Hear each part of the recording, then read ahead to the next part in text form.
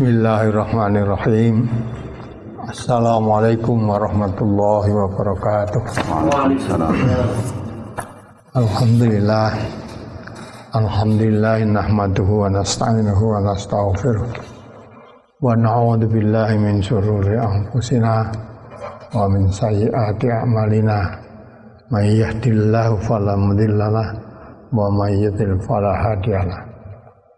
Asyhadu an la ilaha illallah wahdahu la syarikalah wa asyhadu anna Muhammadan abduhu wa rasuluh. Allahumma shalli ala Muhammad wa ala ali Muhammad kama shallaita ala ali Ibrahim wa barik ala Muhammad wa ala ali Muhammad kama barakta ala ali Ibrahim bil alamin innaka Hamidum Majid. Amma ba'd. Bapak-bapak, ibu-ibu, saudara sekalian, peserta pengajian Ahad pagi pada pagi hari ini. Nah, seperti biasa tadi sudah dibacakan judul brosur pada pagi hari ini, tolong menolong dalam kebaikan. Tadi sudah dibacakan dari awal sampai akhir, mungkin sudah diikuti dengan saksama. Barangkali ada hal-hal yang perlu ditanyakan, saya beri kesempatan waktu lebih dahulu. Mari saya berikan kesempatan lebih dahulu, barangkali ada pertanyaan langsung maupun lewat SMS. Ya, baik, untuk pertanyaan hari ini.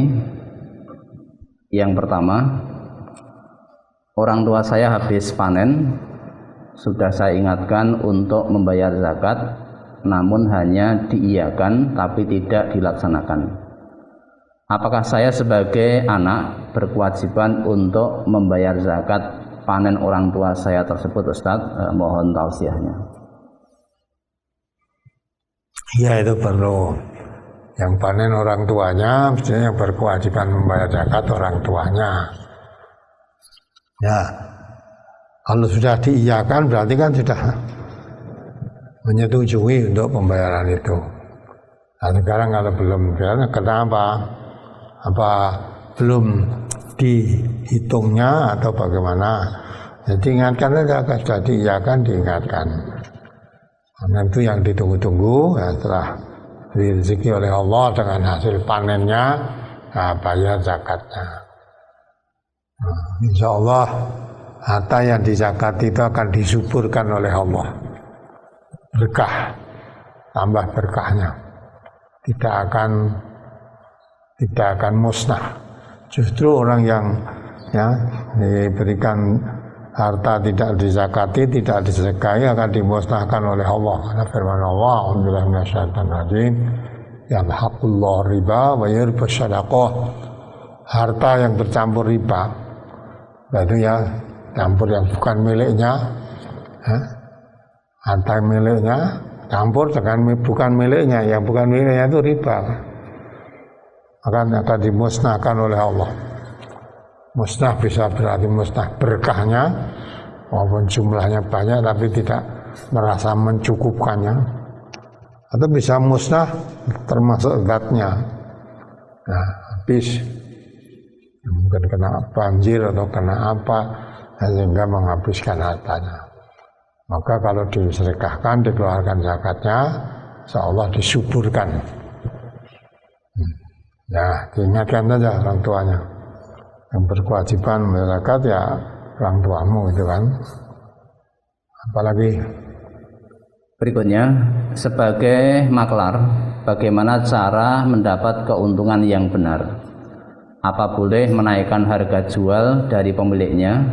Misalnya pemilik minta 1.000 bersih diterima, tapi si maklar menawarkan 1.500 kepada pembeli agar maklar mendapat laba 500 karena penjual tidak menentukan harga jual, cuma menyampaikan minta laba bersih 1.000, atau si maklar bersepakat mengajukan komisi kepada pihak penjual.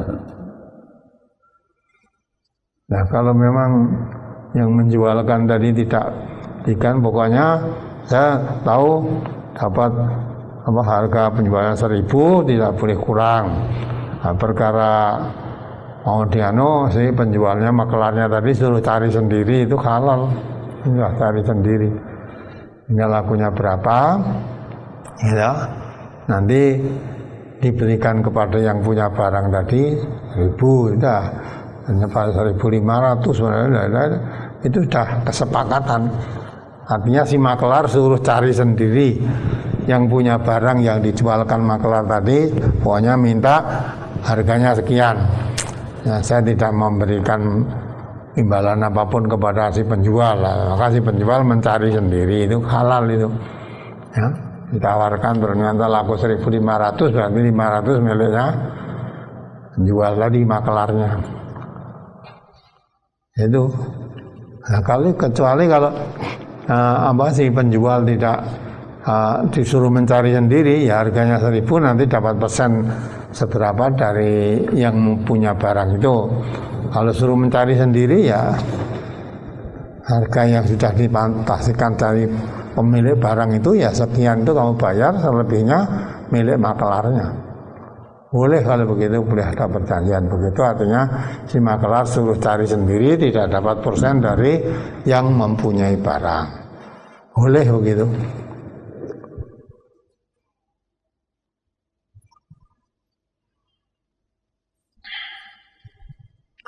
Sudah. Ya, sementara baru 2 itu. Ya. Jadi penting ya, taat tolong menolong dalam kebaikan. Wa ta'awanu 'alal birri wa taqwa wa la ta'awanu 'alal ismi wal 'udwan. Tolong menolong kamu dalam kebaikan dan bertakwa kepada Allah. Jangan tolong menolong dalam perbuatan dosa dan pelanggaran.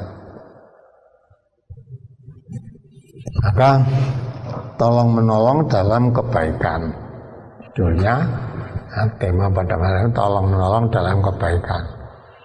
Dalam hal kebaikan kita umat Islam ya disuruh saling tolong menolong ya, untuk kebaikan, dan dilarang tolong menolong dalam berbuat dosa dan pelanggaran. Berbuat dosa kok tolong menolong, ya. Kalau melihat saya berbuat dosa, jangan ditolong untuk bisa melakukan perbuatan dosa, tapi diingatkan bahwa perbuatan itu dosa. Nah, jangan dilakukan. Nah, maka itu satu sama lain saling tawasau bil haq, tawasau bis sabr, supaya manusia tidak menjadi rugi. Ya. Karena manusia itu semuanya pada akhirnya dalam rugi dalam waktu masa. Wal asri innal insana lafi khusrin, demi masa. Ya, masa apa saja lah. Manusia itu dalam keadaan rugi.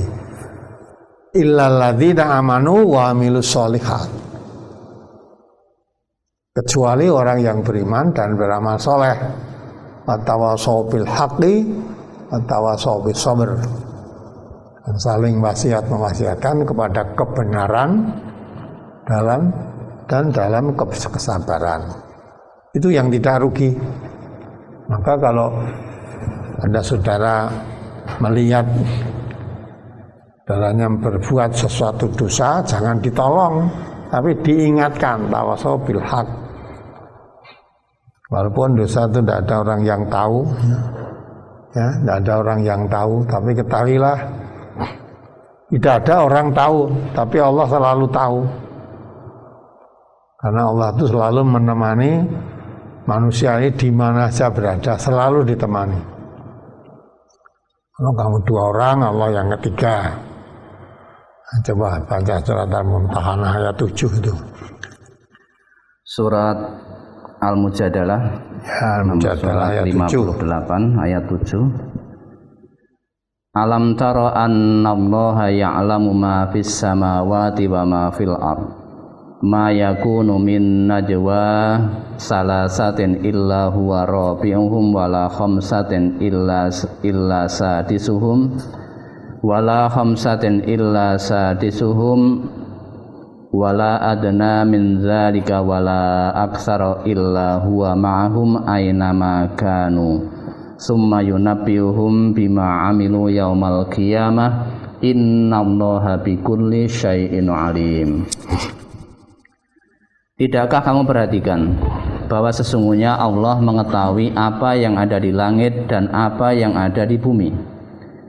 Tiada suatu pembicaraan rahasia antara 3 orang, melainkan dialah yang keempatnya. Dan tiada pembicaraan antara 5 orang, melainkan dialah yang keenamnya.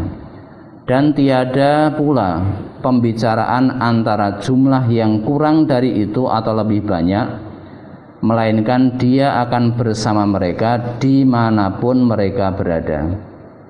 Kemudian dia akan memberitakan kepada mereka pada hari kiamat apa yang telah mereka kerjakan. Sesungguhnya Allah Maha mengetahui segala sesuatu. Nah, ya, Allah SWT menjelaskan manusia itu di mana saja selalu ditemani. Allah selalu berada di situ. Ya. Di situ ya, berada jumlah lebih banyak atau kurang dari itu. Lebih banyak dari 5 misalnya 6, lebih banyak dari 2, 3, kurang dari 2, 1. Nah, satu orang dah merasa berbuat apa saja karena tidak ada yang tahu, hanya dirinya sendiri. Tapi ingat, ya, diterangkan di situ, huwa mahum aina makanu. Allah selalu menemani di mana saja kamu berada. Jadi kita berada di mana saja walaupun sendirian, teman Allah selalu menemaninya. Aina makanu, di mana saja kamu berada. Nah, maka itulah, jangan merasa kalau sendirian dah merasa nggak ada yang mengawasi, nggak ada yang tahu, kemudian berbuat sesuatu ya seolah-olah aman. Tahuilah kalau kita berdua, Allah yang ketiga. Kalau kita sendirian, Allah yang kedua. Allah selalu menemani di mana saja kamu berada. Maka kita untuk bersembunyi dari pengawasan Allah itu tidak bisa. Nah, tidak bisa. Maka tolong menolong dalam saudara kita hal kebaikan itu selalu anjurkan. Karena manusia kadang-kala lengah, kalau merasa nggak ada yang melihat, nah terus berbuat sesuatu karena nggak ada yang melihat, kalau nggak ada yang tahu. Nah, memang manusia nggak ada yang tahu, tapi Allah selalu tahu. Di mana saja kita berada, Allah selalu menemani. Maka tolong menolong kepada sesama manusia, ya, ta'awanu 'alal birri, dalam hal kebaikan, takwa, mengarah kepada ketakwaan. Ya, ada orang atau tidak ada orang, ya, semuanya itu akan terlalu diperlihatkan oleh Allah nanti pada hari kiamat. Nah, karena apa yang kita lakukan dipantau langsung, tidak lepas dari pengawasan Allah. Maka dalam persaudaraan sama Muslim itu dikatakan oleh Nabi seperti satu tubuh. Satu tubuh, bagian anggota tubuh yang sakit, sebagian anggota tubuh yang sakit, seluruhnya merasakannya. Itu dalam rangka persaudaraan sesama Muslim seperti itu, ya, seluruhnya merasakannya sampai tidak bisa tidur karena demam. Ya, misalnya kita ya sakit gigi kita 32 atau berapa banyak itu ya, sakit satu saja sudah semua ikut merasakannya, ya, sehingga tidak bisa makan, sampai demam, nggak bisa tidur, punya bengkak. Itu hanya satu gigi yang sakit. Karena lagi persaudaraan dalam Islam seperti itu. Jadi kalau anggota tubuh kita atau warga kita yang sakit, seluruhnya ikut merasakannya. Maka tidak ada orang Islam kok menyakiti orang Islam lainnya, itu nggak ada. bagaikan satu tubuh. Menyakiti orang lain sama dengan menyakiti dirinya sendiri. Menyakiti dirinya sendiri. Kalau orang yang sehat tidak ada orang menyakiti dirinya sendiri, itu enggak ada. Maka persaudaraan di dalam Islam, kita tolong menolong dalam kebaikan, ya, ingat mengingatkan dalam hal dosa dan pelanggaran. Jangan tolong menolong dalam perbuatan dosa. Kalau dosa maka diingatkan, ya, diingatkan, jangan dilakukan perbuatan dosa. Jangan dibiarkan kalau soal bentuk pelanggaran diingatkan, jangan dibiarkan. Ini persaudaraan kita, tolong menolong sesama muslim dalam kebaikan. Tolong menolong bisa berarti apa yang dibutuhkan. Bisa dengan materi, tidak bisa dengan materi, juga dengan nasihat, dengan petunjuk, atau menunjukkan kepada orang lain.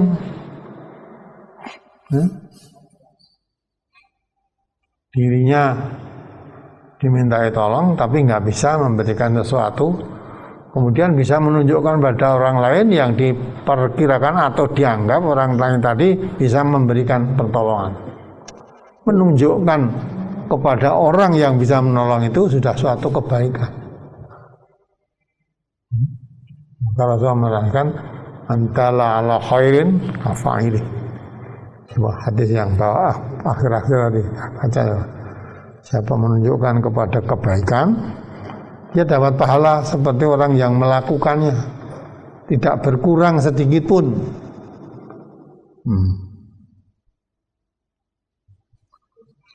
Halaman berapa tadi? Halaman 2, Ustaz. Halaman 2. Iya. Ya, coba dah. An Nabi Mas'udin qala ata rajulun nabiyya sallallahu alaihi wasallam fasa'alahu faqala ma inti ma u'tika walakin i'ti fulanan qala fa'atar rajula fa'atahu faqala Rasulullah sallallahu alaihi wasallam man dalla ala khairin falahu mithlu ajri fa'ilihi aw 'amilihi rawahu Ibnu Hibban fi sahihihi. Dari Abu Mas'ud ia berkata, pernah seorang laki-laki datang kepada Nabi sallallahu alaihi wasallam lalu minta kepada beliau. Nabi sallallahu alaihi wasallam bersabda, Nabi sallallahu alaihi wasallam menjawab, saya tidak mempunyai sesuatu yang bisa saya berikan kepadamu, tetapi datanglah kamu kepada si fulan. Abu Mas'ud berkata, lalu orang tersebut datang kepada orang yang ditunjuk oleh Nabi tersebut, lalu orang itu memberinya. Maka Rasulullah sallallahu alaihi wasallam bersabda, barang siapa yang menunjukkan kepada kebajikan, maka dia mendapatkan pahala seperti orang yang mengerjakannya atau orang yang melakukannya. Jadi ada orang datang kepada Nabi minta sesuatu. Kebetulan yang diminta oleh orang tadi Nabi tidak punya sesuatu yang diminta tadi, tapi Nabi mengetahui, ya, untuk datang kepada si fulan yang ditunjuk oleh Nabi, datanglah kamu ke sana. Nah, nanti apa yang kamu katakan, yang kamu minta itu, ya, insya Allah akan berikan. Orang tadi datang betul kepada orang yang ditunjuk oleh Nabi. Yang ditunjuk Nabi tadi memberikan sesuatu yang diperlukan oleh orang tadi yang datang. Nah, maka Nabi menjelaskan, siapa menunjukkan suatu kebaikan,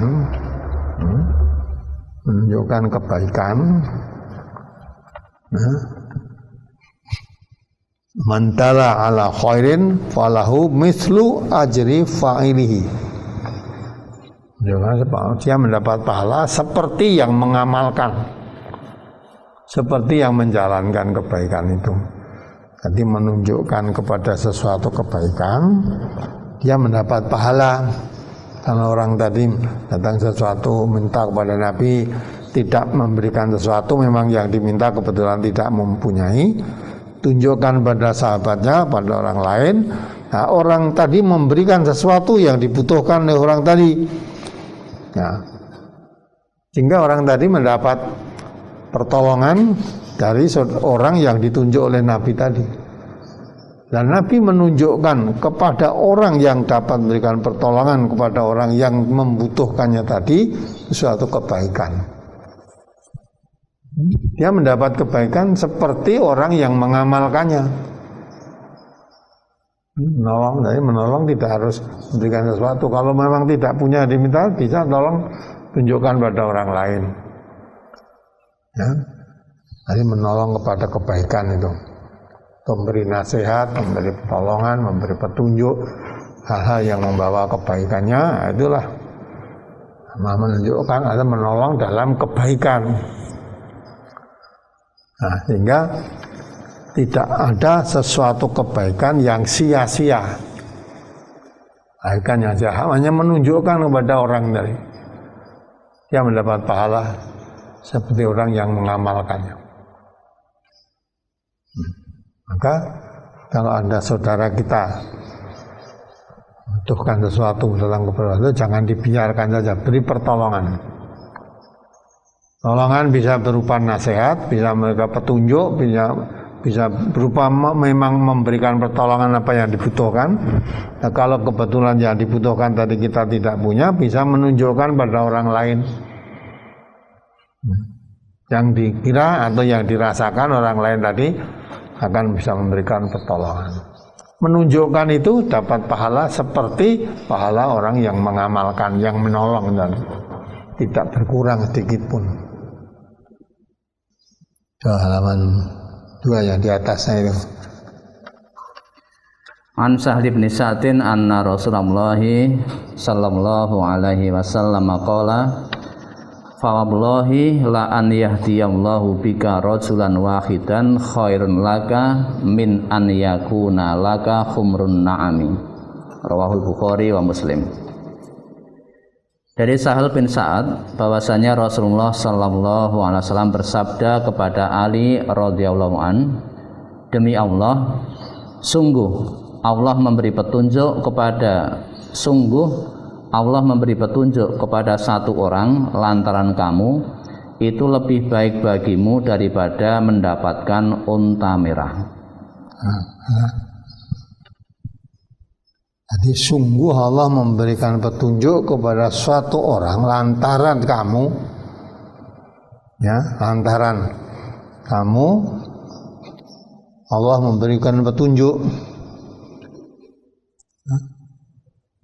Jadi lantaran seseorang yang menyebabkan Allah memberi petunjuk kepadanya, itu lebih baik daripada kamu mendapat seekor unta merah. Unta merah itu unta yang paling baik lah, unta merah yang baik. Itu kamu ada seseorang mendapat petunjuk lantaran kamu memberikan petunjuk, kemudian lantaran kamu menunjukkannya, ya, seseorang tadi mendapat petunjuk lantaran kamu, dapat petunjuk lantaran kamu. Nah, maka dakwah itu artinya penting. Dakwah mengajak orang baik kepada kebaikan. Kemudian orang itu tersentuh hatinya lantaran orang yang mengajak tadi, tersentuh hatinya. Itu dapat kebaikan lebih baik daripada mendapat seekor unta merah. Nah, maka kamu dapat petunjuk. Dai mengajak untuk menyampaikan kebenaran, sehingga dengan kebenaran yang disampaikan bisa menyentuh hatinya, sehingga orang mendapat petunjuk dari saudara yang menunjukkan tadi. Ya, orang mendapat petunjuk itu, memberi petunjuk seseorang tadi, ya, lebih baik daripada mendapat seekor unta merah. Nah, maka jangan segan-segan untuk menyampaikan dakwah Islam ini. Ya, mengajak orang, menunjukkan orang kepada kebaikan. Kalau dengan itu orang bisa menerima kebaikan lantaran petunjuk dari dari saudara, dari kita itu ya udah. Lebih baik daripada mendapat seekor unta merah. Unta merah, unta yang bagus, yang paling bagus di saat itu. Nah, maka ngajak orang memberikan petunjuk, mendakwahkan Islam ini, ya. Atau nanti orang mendapat Islam lantaran petunjuk Allah, lantaran kita yang memberikan petunjuk, ya. Lantaran kita Allah memberikan petunjuk. Nah, itu mendapat seekor unta merah masih lebih baik orang melantaran seseorang mendapat petunjuk karena kita.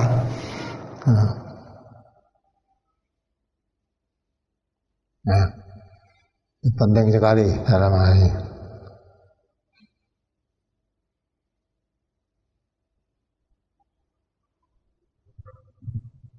Ya, kemudian halaman 5 dibaca itu.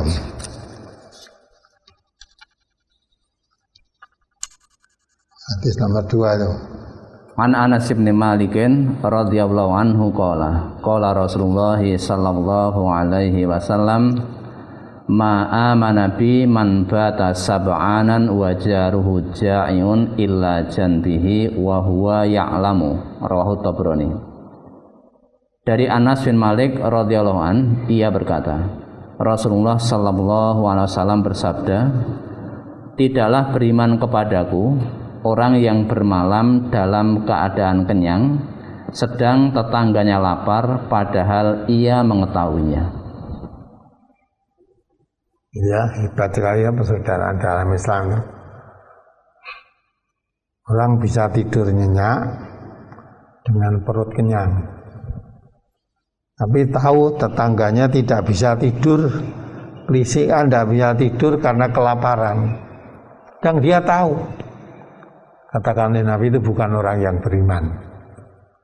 Jadi orang yang beriman itu manfaat untuk dirinya, untuk orang lain. Ya. Sampai orang yang beriman, orang yang bisa tidur nyenyak dengan perut kenyang, tahu saudara atau tetangganya tidak bisa tidur karena lapar, tidak tahu, tidak menolong, tidak memberikan pertolongan pada yang kelaparan tadi sehingga dia bisa tidur. Itu bukan orang yang beriman. Kalau orang yang beriman tuh sampai tidur saja, ya dia tahu ada tetangganya tidak bisa tidur karena kelaparan, kok bisa tidur nyenyak dengan perut kenyang, itu tidak beriman. Ya, maka orang yang beriman tuh tidak peduli sesama yang lain.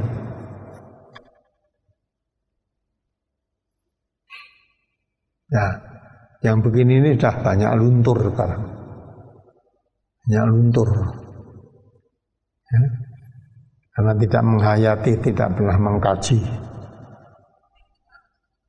Kalau tetangganya lapar, tak bisa tidur, kok kita bisa tidur nyenyak dengan perut kenyang.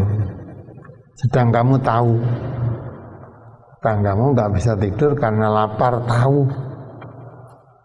Ya, tidak memberikan pertolongan, tidak menolong supaya bisa tidur, ya tidak bisa tidur karena lapar, perlu dikenyangkan perutnya, dikenyang.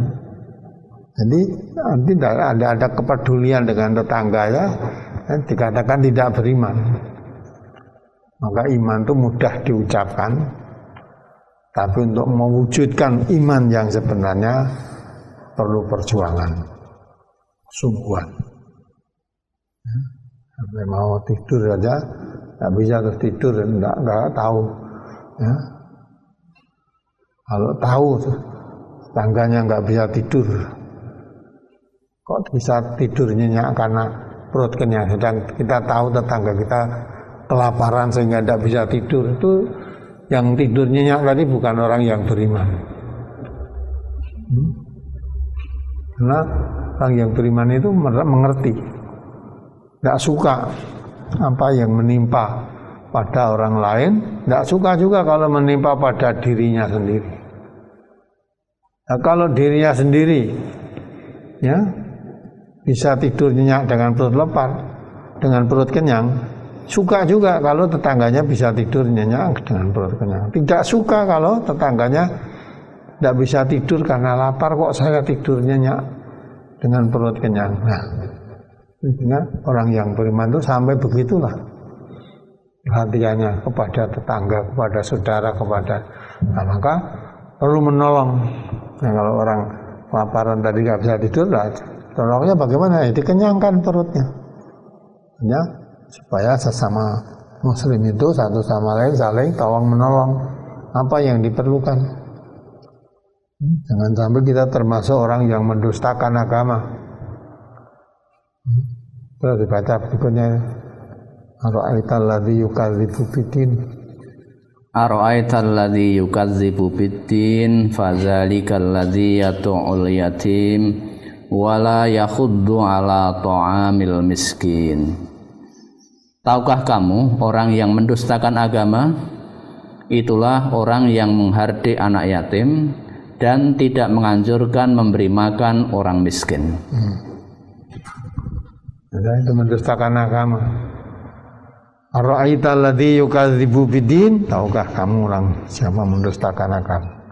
Fadzalikal ladzi yatu'ul yatim, orang yang tidak mau memikirkan nasibnya anak yatim, apalagi menghardiknya, tidak memikirkan nasibnya anak yatim. Wala yakhuddu ala ta'amil miskin, tidak memberi makan, tidak mengajak orang memberi makan orang miskin.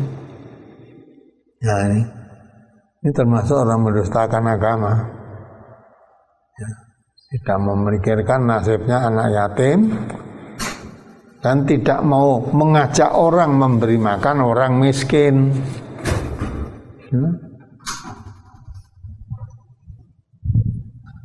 Orang miskin sampai tidur aja susah karena kelaparan.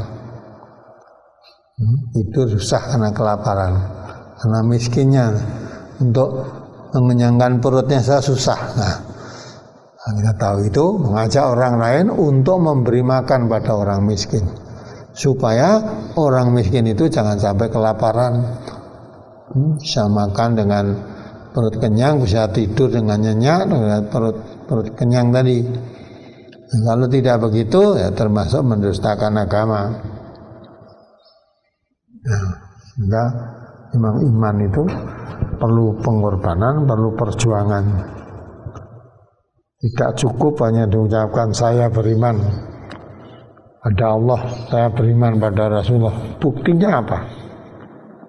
Buktinya, nah, memang mudah diucapkan, tapi untuk mewujudkan iman dalam kehidupan sampai tadi tidak mengajak orang memberi makan orang miskin, itu mendustakan agama. Tidak memikirkan nasibnya anak yatim, termasuk mendustakan agama. Sehingga orang beriman itu betul-betul ada kepedulian terhadap nasib anak yatim, terhadap nasib orang miskin.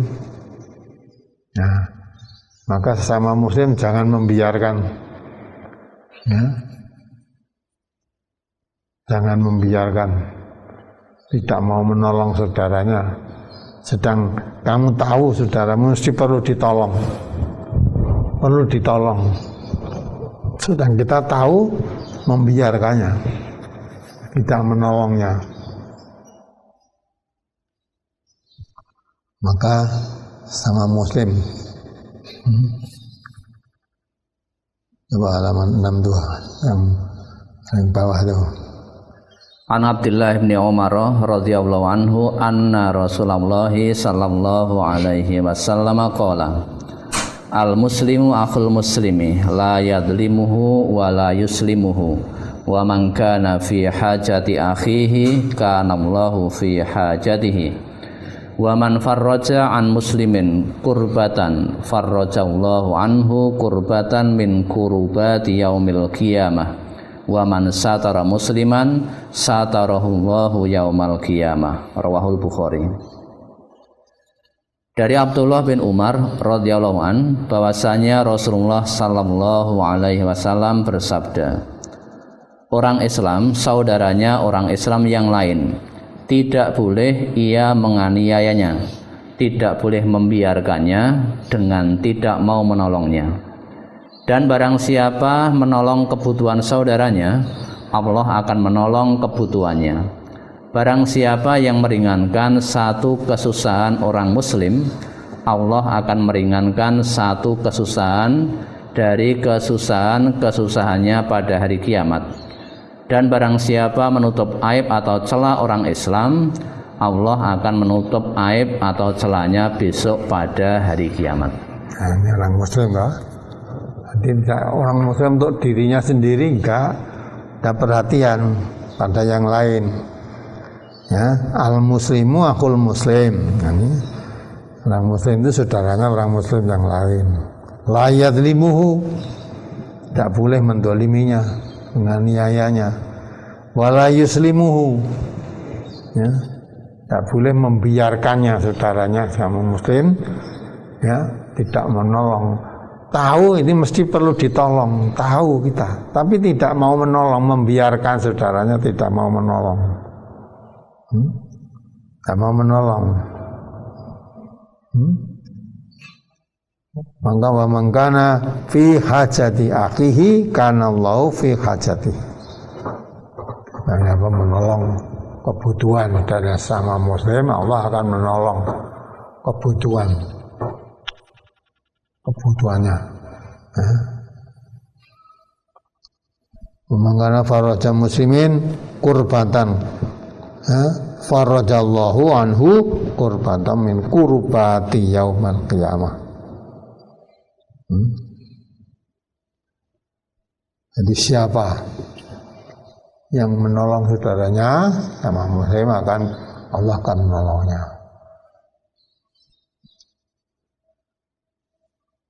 Tidak boleh membiarkan tidak menolong. Yang mestinya perlu ditolong tahu tidak mau menolong, ya, tak benar. Nah, tadi tahu saudaranya kelaparan sudah tidur, itu sudah kelaparan, tahu tidak mau menolongnya, ya, tidak dibenarkan dalam Islamnya.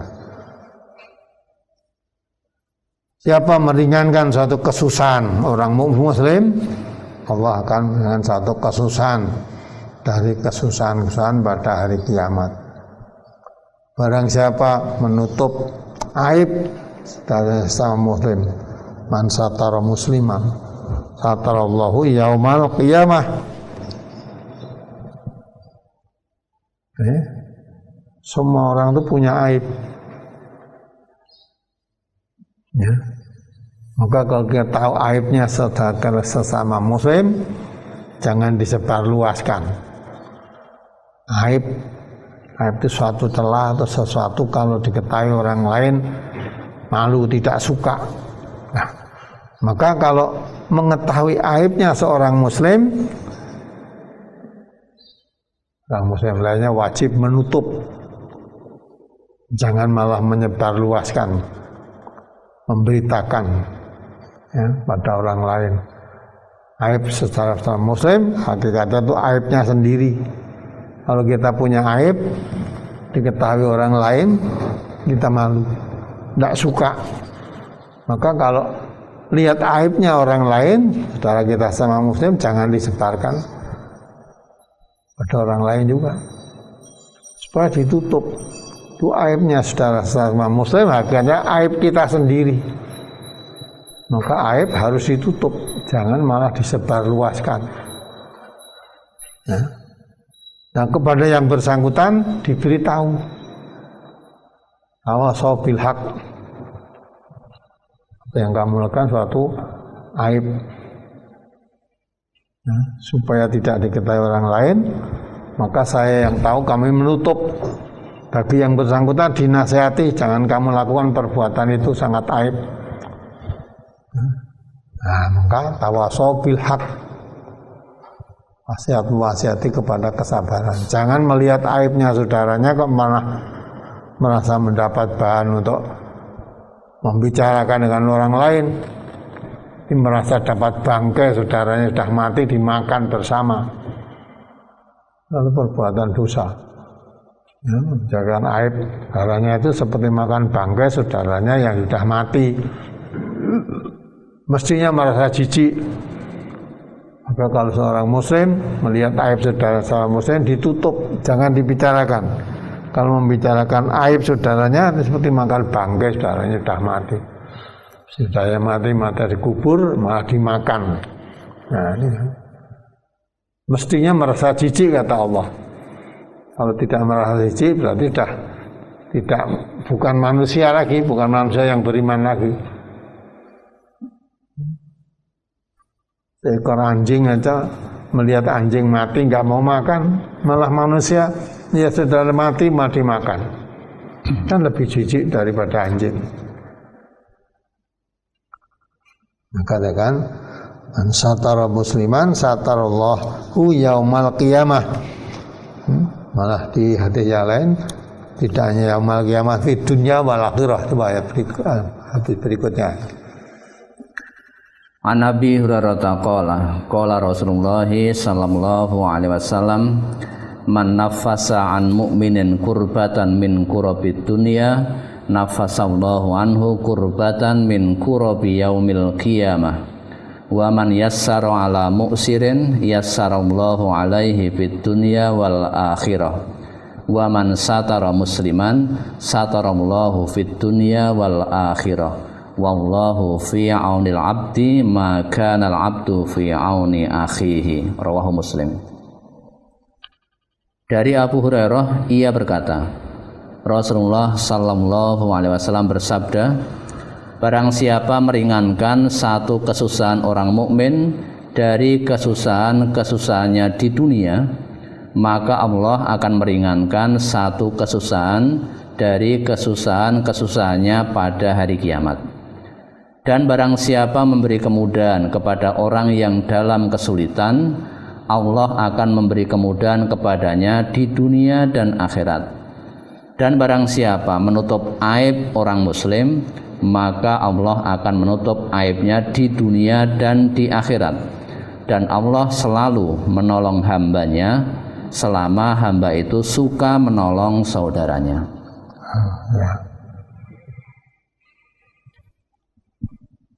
Allah fi aunil abdi ma kana al-abdu fi auni akhi. Allah selalu menolong hambanya selama hamba itu suka menolong saudaranya.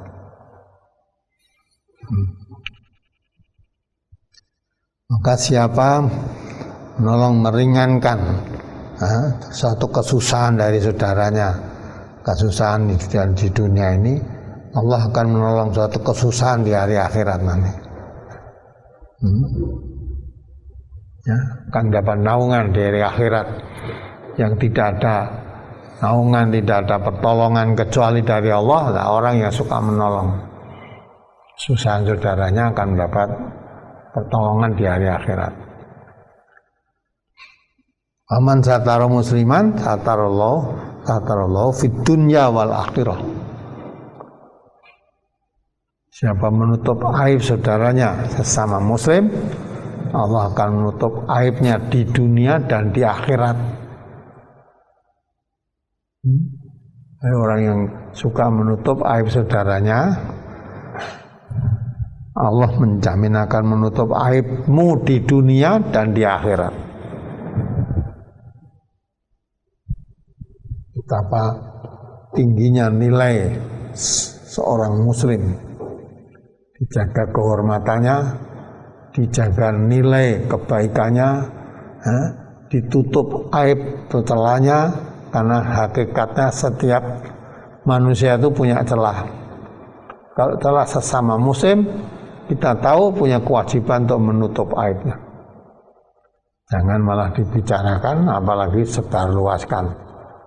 Nah, untuk menutup aib dijamin oleh Allah, akan ditutup aibnya di dunia dan di akhirat. Tapi orang yang suka menyebar aib seorang muslim, ya tentunya Allah tidak menutup aibnya di dunia apalagi di akhirat. Maka persaudaraan sesama muslim sangat diperlukan. Jangan melihat aibnya saudara sama muslim malah jadi bahan pembicaraan. Ya, bagaikan makan bangkai sudah mati tapi sudah tidak merasa jijik, malah merasa enak. Merasa enak. Disebut ghibah itu. Habis ditanya, apa yang dimaksud ghibah ya Rasulullah? Ghibah itu membicarakan ya aib atau celah orang lain, yang orang lain itu kalau dibicarakan dia tidak suka, mulai celahnya, aibnya. Nah kalau yang saya bicarakan memang keadaannya seperti itu, betul, bagaimana ya Rasulullah? Lah ya itu, kalau memang yang kamu katakan itu seperti itu betul, tapi suatu aib, celah, itu namanya ghibah. Kalau yang kamu bicarakan itu tidak seperti itu, tapi kamu membuat-buat, itu namanya buhtan, bohong. Ya, jadi kalau kamu ceritakan apa adanya memang aib saudaramu, itu namanya ghibah, makan bangkai saudaranya yang sudah mati tadi. Tapi kalau yang kamu ceritakan tidak seperti itu, kamu buat-buat semacam itu bohong. Ya, jadi dua-duanya sangat jelek, sangat dibenci oleh Allah. Ghibah juga tidak disukai, apalagi bohong. Buat bohong juga enggak disukai. Maka kalau melihat aib saudaranya kita tutup rapat, jangan sampai orang lain tahu. Andai kata orang lain tahu, jangan sampai dari diri kita. Andai kata orang lain sudah tahu aibnya, datang kepada kita menceritakan tentang aibnya orang itu pun kita walaupun sudah tahu jangan menanggapi, oh saya sudah tahu itu masalah itu begini malah saya dibicarakan, makan bangkai kan. Kalau sudah tahu, harus diberitahu, malah tanya, apa maksudmu kamu menceritakan aib saudaramu kepadaku, maksudmu apa? Ya, maksudmu apa? Oh maksud saya biar kamu tahu, saya tidak butuh tahu tentang aib saudara saya. Kata apa? Itu kan? Jangan malah dibumboni, ya, akhirnya menjadi pembicaraan. Karena malah sudah tahu, saya sudah lama begitu sudah tahu. Nah itu akhirnya jadi pergunjingan. Mesti pemberitahu tadi dengan dirinya yang diberitahu, ya, nah, akhirnya membicarakan aibnya. Nah, ghibah jadinya. Maka persaudaraan sesama muslim itu sangat penting, harus diperhatikan. Tidak boleh membicarakan aibnya. Wajib menolong satu dengan yang lain. Tidak boleh membiarkan tidak menolongnya, walaupun tahu itu mestinya perlu ditolong. Kalau tidak bisa menolong dengan sesuatu, pemberian suatu benda, tolong dengan nasihat. Tolong tunjukkan supaya dapat teratasi kesulitannya itu pada orang yang bisa menolongnya. Menunjukkan kepada orang yang bisa memberikan pertolongan karena dirinya tidak bisa, itu sudah satu kebaikan. Dapat pahala seperti orang yang melakukan, yang menolong, tidak berkurang sedikit pun. Begitu indahnya persaudaraan di dalam Islam. Ya. Maka orang yang persaudaraan dalam Islam itu kalau dilaksanakan betul, ya persaudaraannya akan lebih mantap. Tidak ada suka membicarakan aibnya orang lain, dan tidak suka memakan bangkai saudaranya yang sudah mati, tapi akan selalu menolong dalam kebaikan. Ta'awanu 'alal birri wat taqwa, dan mengarah kepada ketakwaan. Ya, tidak suka menolong, tidak boleh tolong menolong dalam perbuatan dosa, termasuk membicarakan aib saudaranya tadi berdosa. Ya, kalau menolong memberitakan tentang aib saudaranya berarti berbuat dosa. Kemudian setelah itu digunjing, dibicarakan aibnya, diberitahukan pada yang lain tadi menerima terus akhirnya digunjing, dibicarakan aibnya tadi. Makan bangkai saudara sudah mati, yang di dalam surat Al-Hujurat dikatakan ya, sangat jijik makan bangkai saudaranya sudah mati. Nah begitulah, mudah-mudahan bisa lebih mempererat persaudaraan kita sesama muslim satu dengan yang lain dengan tolong-menolong dalam hal kebaikan. Dengan yang penting akurah. Gak bisa ya, seorang mukmin yang penting akurah. Nah, perkara saudara saya begini, begitu, ya, gak mau tahu, gak bisa. Justru tawasau bil haq, tawasau bis sabr itu biar tidak termasuk orang yang rugi dengan masa. Nanti kita mengatakan membagi 5 masa muda sebelum tua. Ya, gunakan masa mudamu, masa longgar sebelum sempit. Ya, masa sehat sebelum sakit. Ini waktu-waktu masa-masa begitu kalau tidak digunakan termasuk orang yang merugi. Jangan dihabis-habiskan masa sehatnya.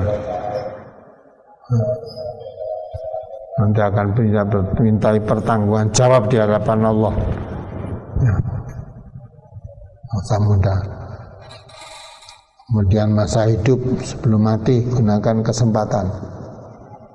Sudah mati sudah tidak bisa berbuat apa-apa lagi. Maka 5 masa itulah supaya diperhatikan betul. Orang sehat suatu saat akan sakit. Anak muda suatu saat akan tua. Apa yang bisa dilakukan oleh anak muda tidak bisa dilakukan orang yang sudah tua, sekalipun masih menginginkan berbuat itu tapi nggak bisa.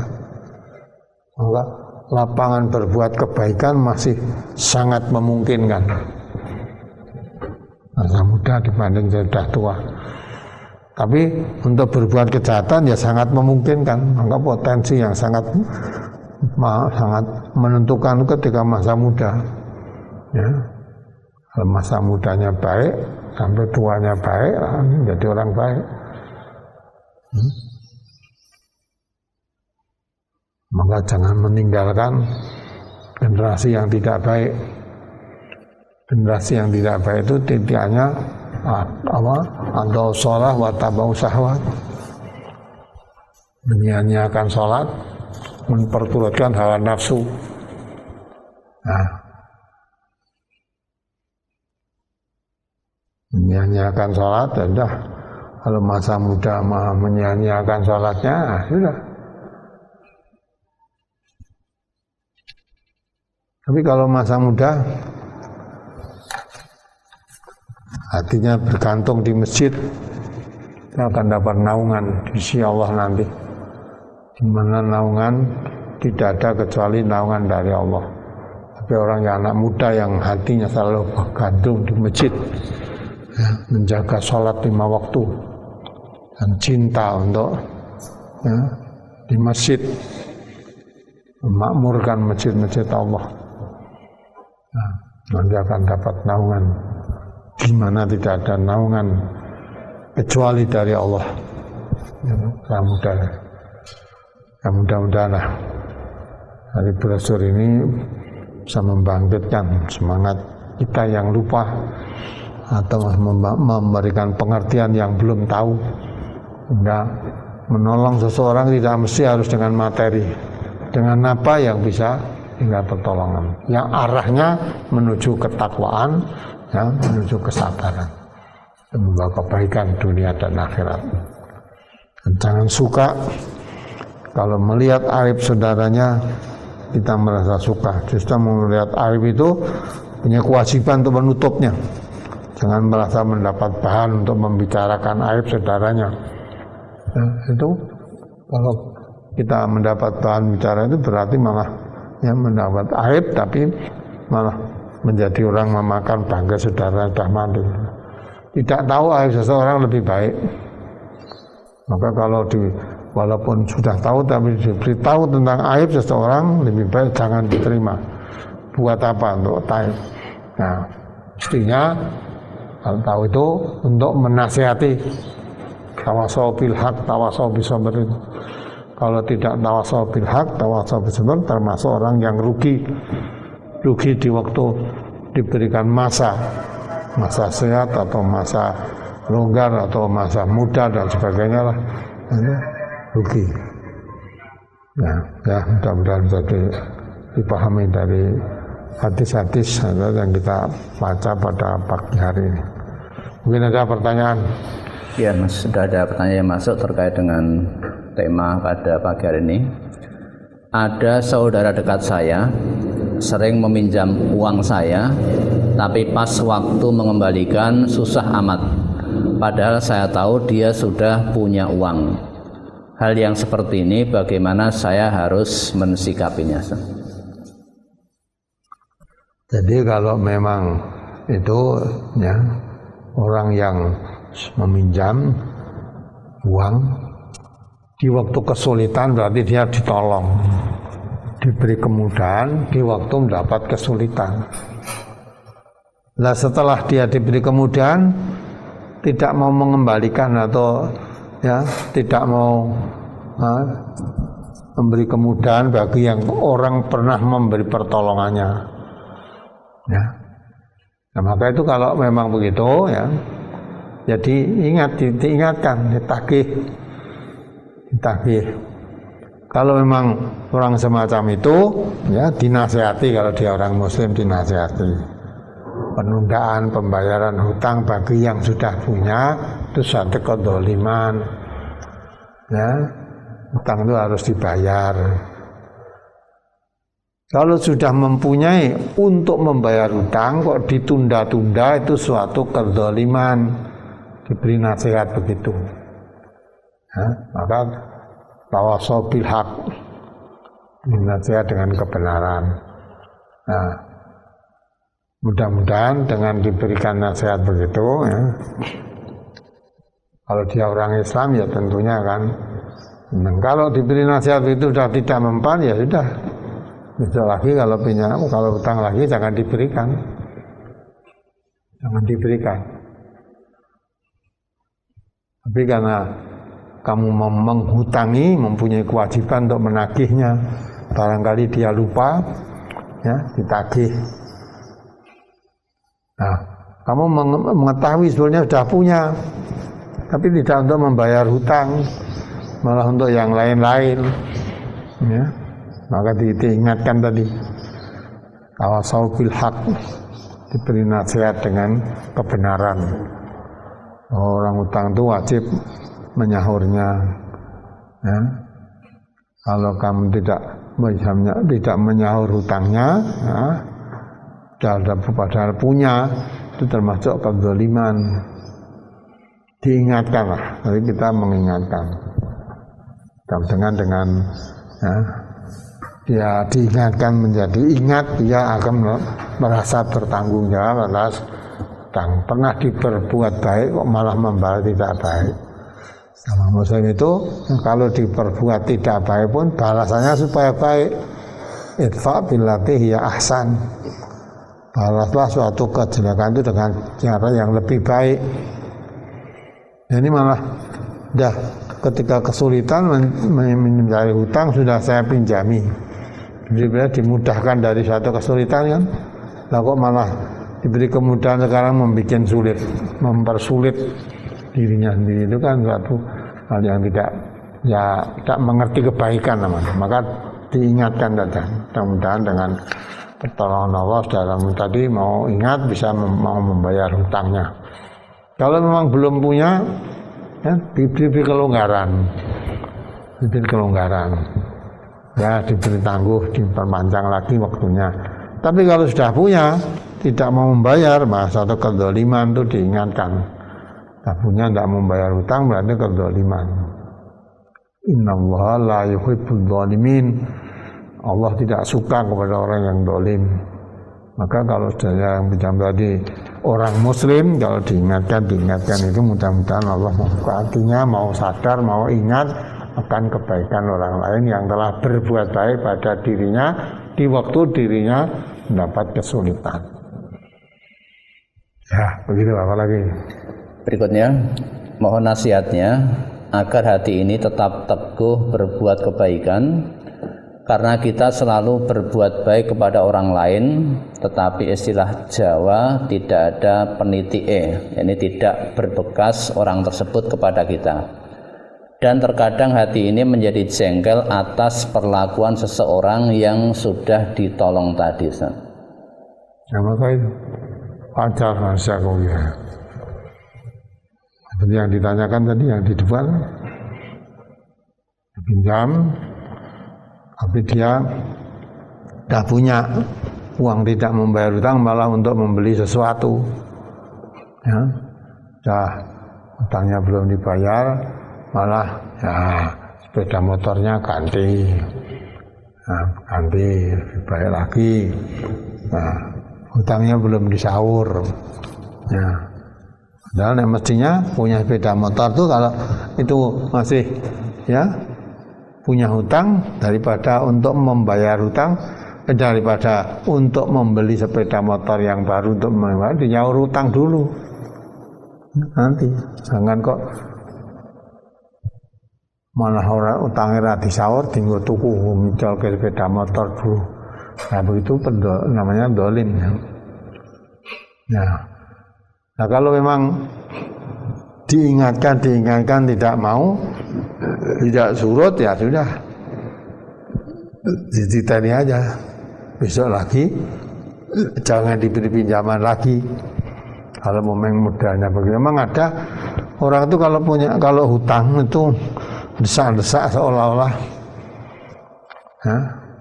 seperti tak boleh ditunda, tapi kalau mulai menyaur hutang menunda-nunda, seolah-olah ya menyaur hutang itu ya tidak wajib, hutangnya seolah-olah wajib.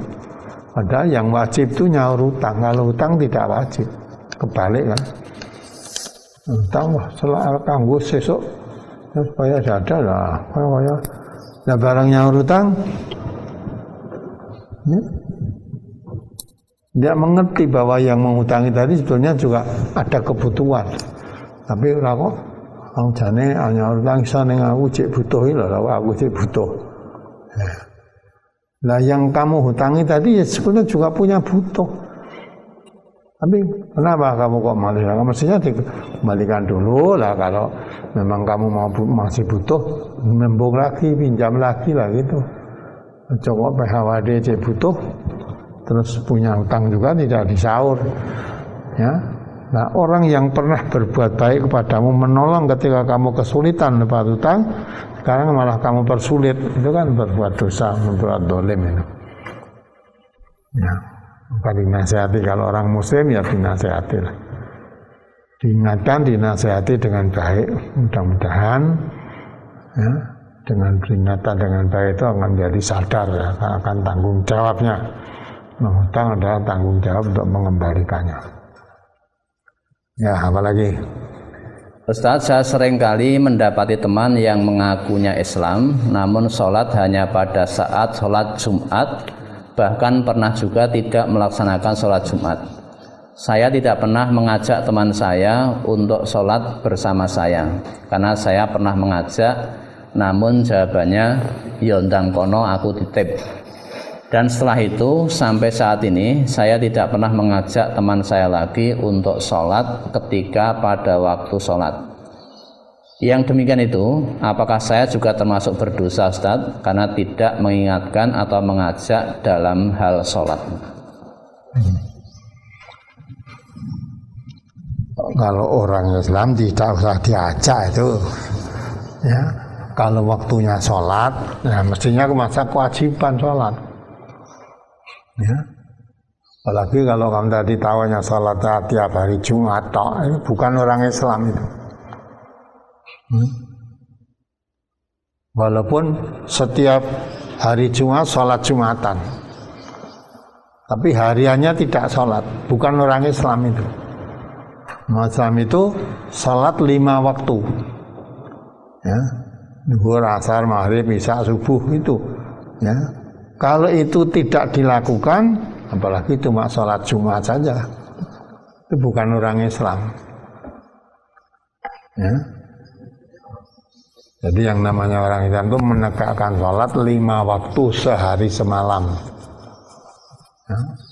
Orang mumpendak seminggu sekali, hari Jumat saja itu.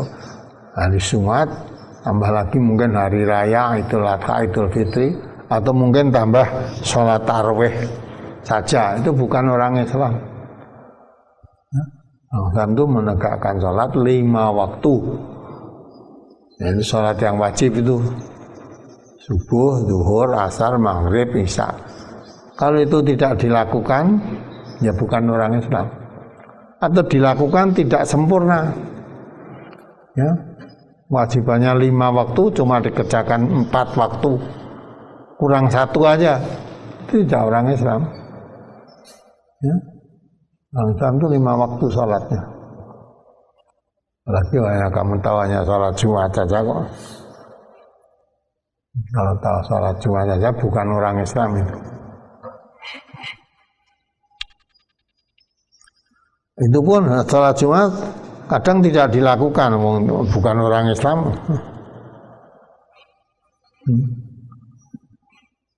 Maka kalau kamu mengajak orang bukan orang Islam, kamu ajak sholat, ya mesti nggak mau.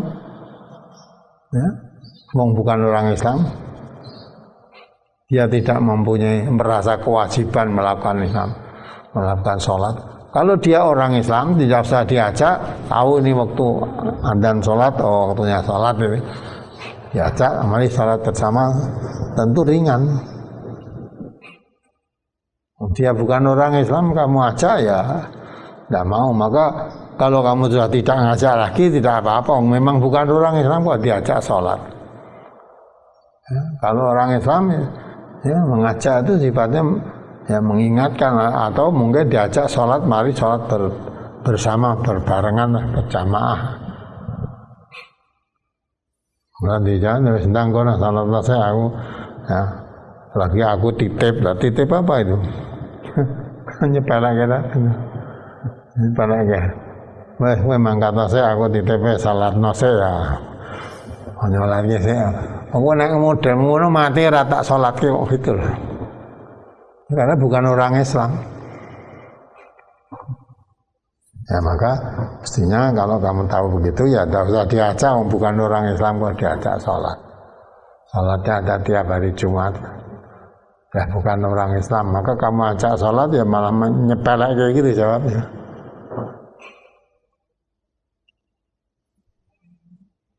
Jadi tidak berdosa mengajakkan, tidak. Justru kalau kamu mengajak orang tidak Islam kok diajak sholat, nah, jawabnya seperti penghinaan malah. Jawabnya tak gelem ini. Ya, jadi tidak usah teruskan mengajak orang bukan orang Islam diajak sholat itu, tentu nggak mau.